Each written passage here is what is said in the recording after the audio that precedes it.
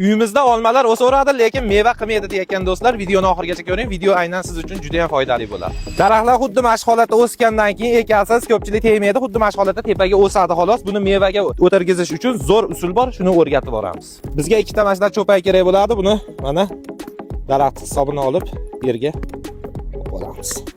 Ikkita o'zimizga mana yoniga ekkani shox tanlab olamiz, xuddi mana shu holatda egamiz. Hamda buni mana tagidan chiqqan, bu sharpas bizga, buni olib tashlaymiz. Hamda ichlarini tozalab olamiz.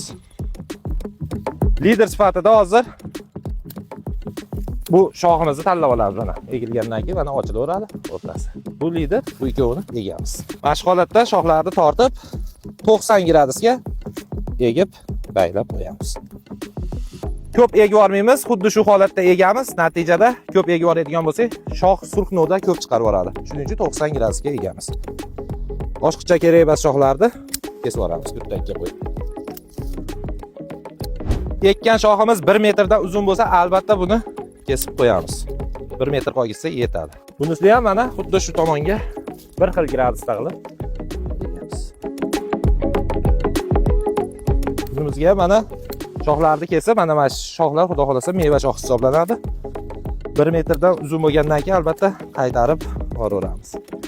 Kelgusida do'stlar, albatta keyingi yilga bu ikki shoxni egamiz, xohlasak hozir ham egib qo'ysak bo'laveradi.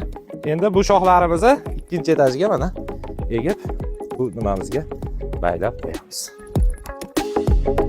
Bir narsaga e'tibor berish kerak, ip daraxt tanasini qisib qo'ymaydimi deganlarga mana kurmay qilib baylab, mana holi shu holatda. Bu ikkinchi etajdagi shoximizni ham mana qaytarib, albatta qaytarib qo'yishimiz shart. Endi mana lider shoximiz ham o'zi ajradi. Bu lider shoximizni mana ne qilib teparog'idan albatta qaytarib qo'yamiz. Keyingi yilga chiqayotgan shoxini egadigan bo'lsak, mana shu holatda bunga egamiz.